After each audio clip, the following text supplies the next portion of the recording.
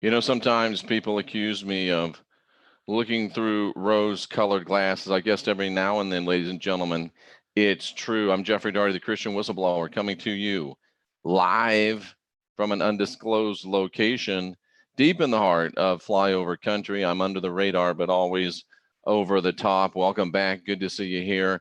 Before we get started tomorrow morning, 9 a.m.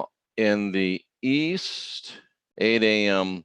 Central, and I guess that would make it 6 a.m. Pacific. We will have Wayne Steiger, Not Your Normal Sunday Morning Show, which is kind of ironic because now it is your normal Sunday morning show because we've been doing it for over a year, but it's not the normal Sunday morning show. So we'll go ahead and spin it that way. Today we're talking about Abraham and Isaac, the Temple Mount, demonic worship and sacrifice, and end time prophecy, ladies and gentlemen. That's going to be some really good stuff. I do want to wish everyone in the chat room peace and love and favor. Susan, Tracy, Freeman, Jama, Cynthia, Rocker, Johan, Triskel, Michelle, Glenn, Valerie, Kyle, Darkness, Barry, Maria, She Said It, Kay, Timmy, Roger, Jill, Laurie, Christopher, Rick, and many, many more piling in, April, and many, many others. I am not trying to sell these glasses. These glasses cut down the blue light, which is very helpful to me because I'm in front of this computer so many hours a day. This is going to be some great stuff. This is going to be some powerful stuff. Crystal, Jim, Glenn, and we're very, very glad to have you here for it.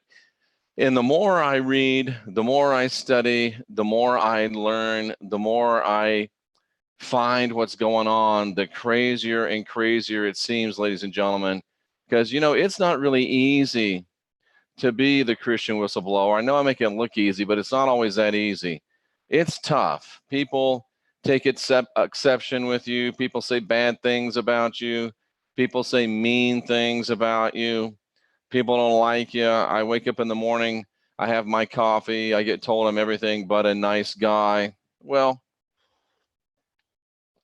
that's par for the course. But the more and more I get into it, the deeper and deeper I get into it, the more rewarding it becomes, even as it becomes less rewarding, if you know what I mean. Because the deeper I get into things and the more I get into uncovering things, the more trouble I get in from people and the more hassle I get from people. But that's okay, because you're not much of a cowboy if you're not taking some arrows. And I am taking some arrows, ladies and gentlemen, taking them for you and still riding high in the saddle. Nice to see you, Mark, Center Saint, Baylor, Timmy, Valerie, Kay, Glenn, Elsie, lots and lots of people, and we appreciate it very, very much. So the temple, Abraham and Isaac, all of this powerful stuff, ladies and gentlemen.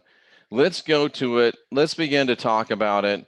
And I think it's really going to, well, I think it's really going to blow your mind, but that's getting almost redundant to say around here because it happens all the time. We all know the story about Abraham and Isaac. Abraham is told to go sacrifice his only son, Isaac. At the last second, Abraham sees a goat, a ram, depending upon which translation you're looking at, caught in the bushes. They sacrifice the ram instead of the son. Let's look at this and see what we can glean from it. Let's look at this and see what we can learn from it. Let's look at this and see what lessons are really here. And to me, it's very interesting to note that Abraham, Father Abraham, he is the, what do you say it? He's the father of all three of the Abrahamic faiths, ladies and gentlemen. Abraham is, of course, one of the patriarchs of the Jewish faith. And because of that, he's one of the patriarchs of the Christian faith. And he's also one of the patriarchs of, for those that are practitioners of Islam.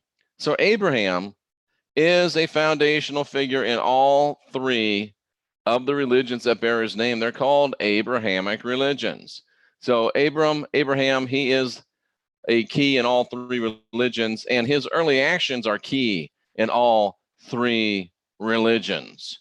So thinking about that, let's go ahead and take a look into the scriptures, and let's look and see what we can see about Father Abraham and the actions that he partook. Foundational actions, ladies and gentlemen, of not just Judaism, not just Christianity, but Judaism, Christianity, and Islam. And I find it interesting right from the very beginning that God tempted Abraham. Think about that. God tempted Abraham, ladies and gentlemen. And I know that a lot of people really do believe that Abraham was a good guy, and they really do believe that Abraham is a father of the faith, and they really do believe that what was his name, Moses, that wrote Genesis, was a really good man and told the truth. Well, I have a question for those of you then that feel that way, because I know a lot of you feel that way. You feel very, very convicted of that Abraham was a good man, that Moses was a good man, that there's no contradictions within the scriptures, and it all lines up. So riddle me this. It came to pass after these things that God did tempt Abraham. How do you feel about James? Many of you say he's the brother of Jesus, the leader of the New Testament church after Jesus left. James says, Moses says, Abraham says that God tempted him. But over here in James chapter 1, it says that God doesn't tempt anyone. Well, Jeff, that's not the King James Version. Oh, okay. Well, the King James Version says, what was that, verse 12? Verse 13. God doesn't tempt any man, neither tempteth he any man. This isn't what we're here for tonight, but who in the completely, what's the word for it? In the inerrant Bible, with no contradictions, no mistakes, the inerrant word of God to man, who made the error? Did Moses make the error? Or did James make the error? In this book where there's no contradiction, did the contradiction occur in Genesis? Or did it occur in the book of James? Because cousins, you can't have it both ways. Either God tempted Abraham or God tempts no man. You can't have it both ways. Somebody was wrong. One of those is a contradiction. One of those is an error. That's why I'm the Christian whistleblower. That's why I gave up 20-year preaching career, Bible college graduate. That's why I've continued to now have over 100,000 hours of studying the scriptures, because when they tell me God tempted one dude and somewhere else they say God never tempted a dude, I am not that unsophisticated. But anyway, God tempted Abraham. And God says to Abraham, so what I'm saying to you folks is that this God, the God that tempts, and I just did a video about this not too long ago. The God that tempts is not the same God that is love. The God that tempts is not the God that James was talking about, where he said God doesn't tempt any man. This is a little g fake God.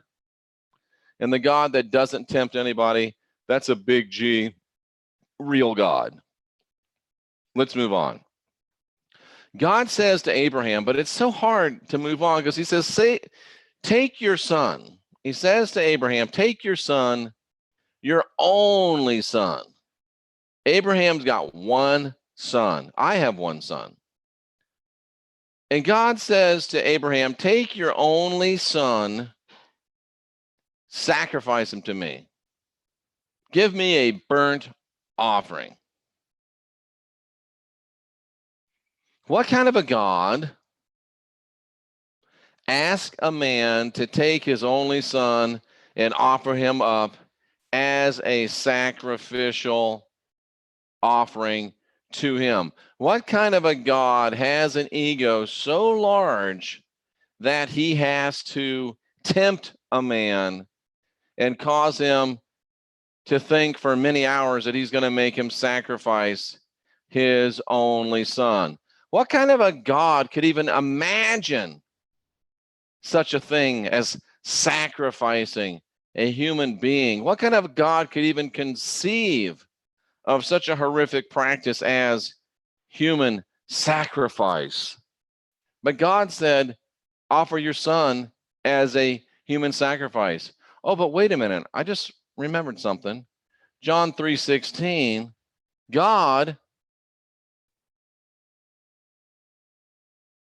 gave his own son to be a human sacrifice. Gulp. Oh, so that's the God that tempts. That's the God that kills. If a God believes in giving his only son as a human sacrifice, well, then it's not really that big of a deal to ask somebody else to give their son as a human sacrifice. And it's not really that big of a deal to tempt a person like that either. But we know the God of James, the God of Jesus, doesn't tempt and certainly doesn't ask for human sacrifices. But we move on. We move on. And the next thing that's really disturbing to me is Abraham just says, okay, God, I'll kill my son. Here we go. Let's load up. Let's load up the station wagon and let's take some Capri Suns and some popcorn and some M&Ms and let's sing some songs and let's go to where we're going to go kill our only son. And interesting is that it was a place that was afar off, and it took him 3 days to get there. Where else have I heard something about 3 days in relation to a human sacrifice? Oh, yeah. Jesus was in the grave, quote unquote, for 3 days. It took 3 days for Abraham to get to where he could sacrifice his son. And after God sacrificed his son, he stayed in the ground for 3 days. But the real funny part is that he sacrificed his son on Friday, and he stayed in the grave for 3 days and 3 nights and got up on Sunday.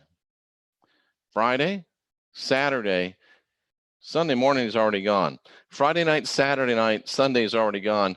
3 days and 3 nights, but it's not really 3 days and 3 nights. It's 2 days and 2 nights, and don't worry about it. It's all a fairy tale anyway. It didn't happen.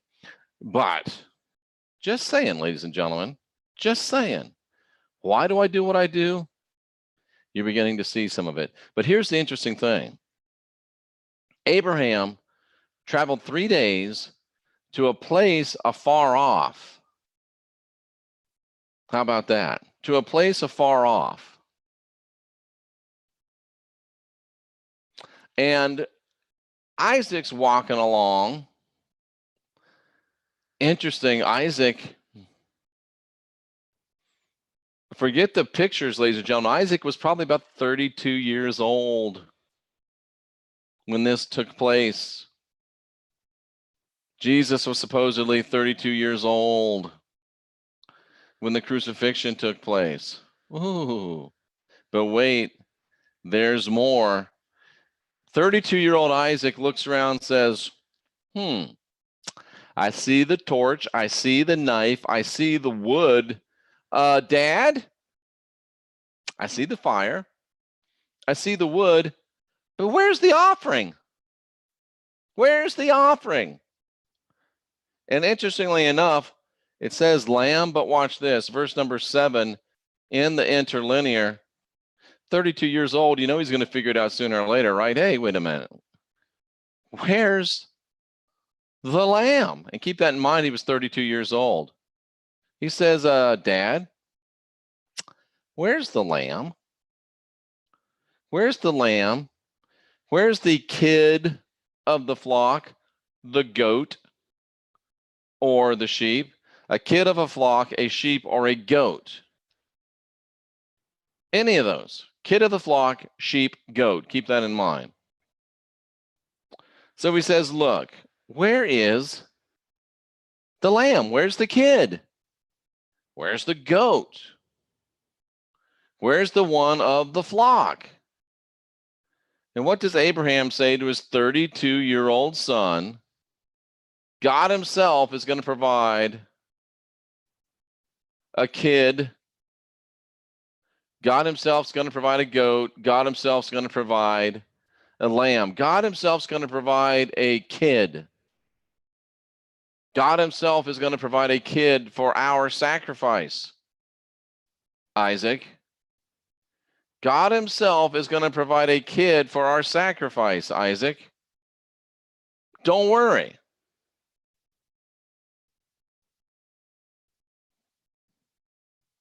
John 3:16, God provided a kid for a sacrifice, his only kid, his only son. His only son, his only kid he provided, come on, for a sacrifice. Oh, Jeff, you're straining it there. I know goats are kids, but come on. Well, keep it in mind. And then they got to the place that God had told them of. Abraham built the altar, laid the wood in order, which shows that there was an order that the wood was to be laid in. Verse number 9, lay it in order. Let's hope I don't look stupid with this, but I'm pretty sure it's going to show that there was a ritualistic order, because I do this cold. There's nothing up my sleeves, nothing but Mystech bracelets. He laid the wood. He arranged the wood. He arranged it. What does arrange mean? Arrange means to arrange or set in order. There is an order. There is some order for it. To arrange in order, to lay in order, to arrange as of a table, to draw up a plan. It was a sacrificial arranging of weapons for battle. It was a ritualistic, sacrificial activity that Abraham was engaged in as he was going to offer his son Isaac. And, ladies and gentlemen, time to take care of a little bit of business. This is the Unindoctrinate Yourself Christian Whistleblower website. These are the Mystech bracelets that I wear. Why do you wear these, Jeff? Well, I wear them because it improves the quality of my life by using ancient and advanced natural technologies.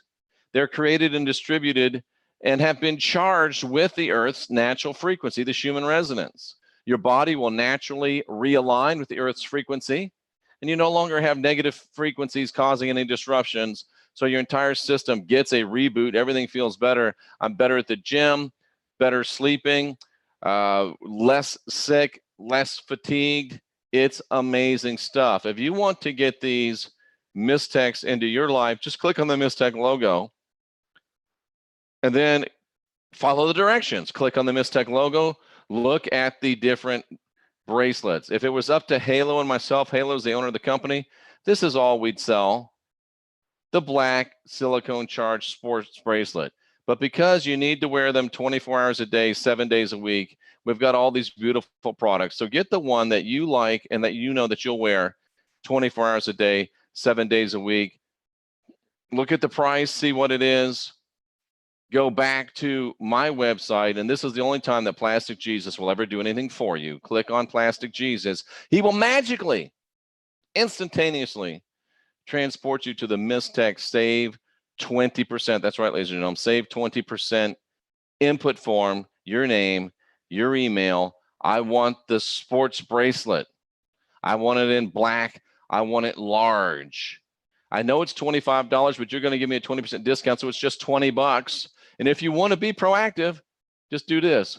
Right up, boop, donate now, $20. If you don't want to be proactive, send me this form and I will send you an answer that says, got your information. Please go to jeffreydaugherty.com, use the donate now button for fast payment. And then you will get those bracelets shipped direct to you from Mistech, and they will change your life. They've changed mine. I guarantee it. No, I really do guarantee it. Lifetime guarantee. If you don't like them, they don't work, send them back. In fact, the problem is that you like them so much, but you realize you got a level 1, you want a level 2. That's okay. Tell us you want to upgrade. Keep the level 1 and just pay the difference. That's right, ladies and gentlemen. I know it's crazy, but it is true, said Nacho Libre. So they're walking. They got the altar. Abraham says, don't worry about it. God's going to provide a kid. But they were walking. Anybody want to guess where they were walking to?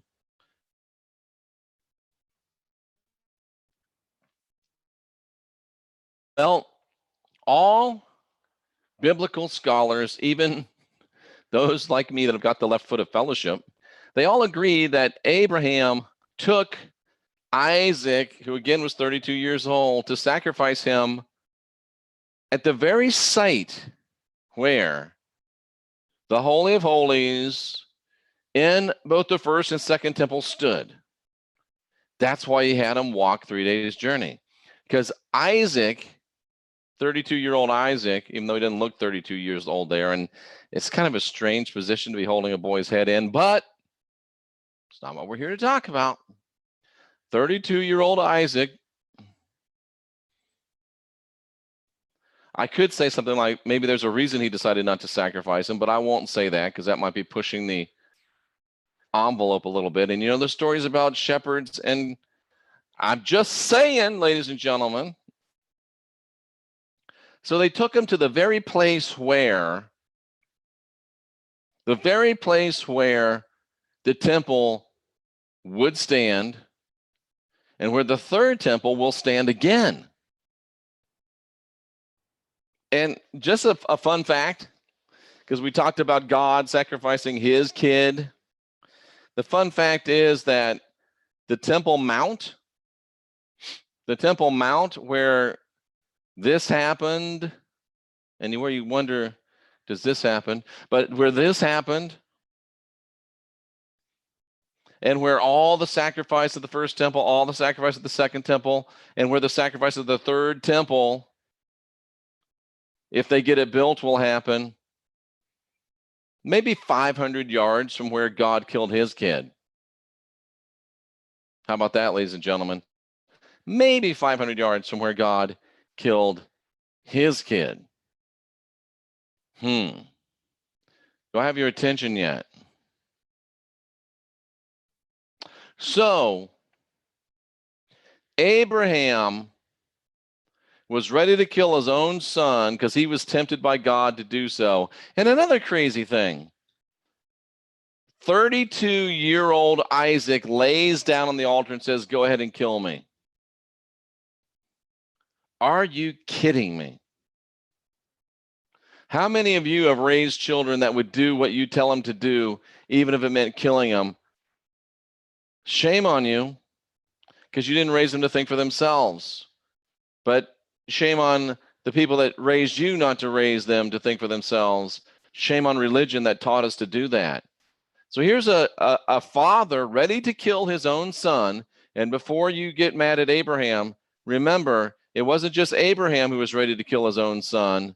Wait, oh, that's so terrible. Abraham was ready to kill his own son. How could he possibly do that? I have a hard time having any respect for Abraham. Remember, though, John 3:16, if you don't respect Abraham for almost doing it, how do you feel about God when he did it? And a 32-year-old dude laying on an altar saying, go ahead and kill me. And a few years later, a 32-year-old dude supposedly going to a cross like what? Like a sheep, a goat, a kid. to the slaughter. All happening at the same place the temple stood, all happening within a 2 wood of the place where Christ was supposedly crucified, ladies and gentlemen. But wait, something happens here, ladies and gentlemen.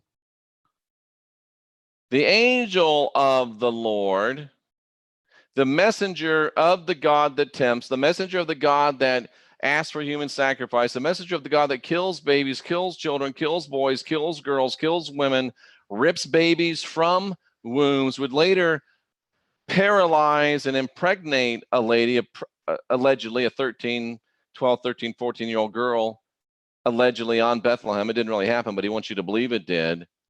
One of his angels, what kind of guy could that have been, said, hold on, Abraham. Hold on, Abraham. Don't kill your son, because look over here. There's another kid caught in a thicket by his horns. Caught in a thicket by his horns. That interests me, ladies and gentlemen. Caught in a thicket by his horns. That interests me, ladies and gentlemen. What does that mean? Well, it just means he was caught in a bush by his horns. Oh, my silly, unsophisticated friend.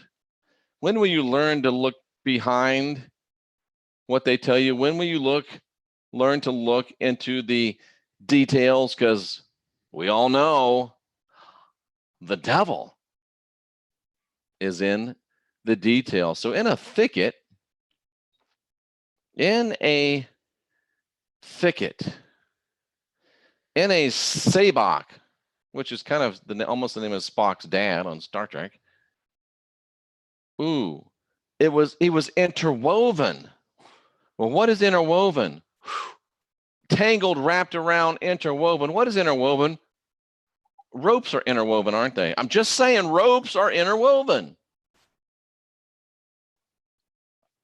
And the actual word means that he was wrapped up with something that was interwoven was wrapped around him. I'm just saying something that was interwoven was entwined about him, wrapped around him. I didn't see this coming. I'm getting this just like you did. This is new for me. So something that was interwoven, something that was wrapped around the horns. The horns. What's this word mean? It's an unused word. It's an archaic word, a horn. Oh, but you know what it really could mean? His might was wrapped by a thicket. His might, his strength was wrapped by something that was entwined. Ladies and gentlemen, wait a second. Abraham, don't kill your own kid. Because look over here. The might of this other kid has been wound up by something that's interwoven. Don't kill your own kid because here's a goat, quote unquote, that we got tied up. His power wrapped up. So you don't have to kill your kid. Kill this kid. Oh, Jeff, you're just way, way, way out of line here. Oh, really? Matthew 25, 31, 32, 33. All nations are gathered before him. And some of these nations will be considered sheep. And some of these nations will be considered goats. God himself will provide a goat. Dad, where's the goat? Oh, God's going to give us a goat. Dad, where's the kid? God's going to give us a kid. And now that I think about it, if you're going on a 3 days journey Are you going to carry a literal goat for 3 days? No, but if you bring a kid, a human sacrifice, it can walk on his own. I'm just saying, could walk on his own. No problemo. So, Abraham, don't separate one of your kids. Separate one of them sacrifice one of them goat kids. In fact, we already got one tied up and ready for you. So, Abraham sacrifices the kid that was provided by Yahweh. And then he says, he calls him Jehovah Jireh. Oh, hold on to your seats, cousins. He calls him Jehovah Jireh. What's Jehovah Jireh? 22:14. I know some of you think, it means Jehovah will provide. Well, yeah, it does mean that, but watch. 22:14. And he was called, and the name of that place, Abraham called Yahweh will provide. Yahweh will provide. What will Yahweh provide? Well, some years later, Yahweh will provide his own kid to kill. But it begs the question, if God didn't let Abraham kill his own kid, but gave a substitute kid, oh, snap. Did the real kid of God get killed, or did he kill a substitute? You know the answer. It wasn't his son anyway, and the one that he said was his son didn't get killed. It was the twin that got killed instead. Ladies and gentlemen, it all adds up in the end. All the I's are dotted, all the T's are crossed. Plastic Jesus was a human sacrifice. The real Jesus wasn't. Abraham's Isaac was never in danger of anything more than this type of activity, because they were going to sacrifice somebody else's kid, just like all the MFers, the money funders, and the powers that be still do to this day. All of their wars, who dies in their wars? Whose kids? All of their pestilences and famines and plagues and hunger, who dies? Their kids or somebody else's kids. When they fake their rapture and fake their second coming, beware alien Jesus. When all that happens, whose kids are going to be sacrificed? Theirs? No, they'll sacrifice somebody else's kids, won't they?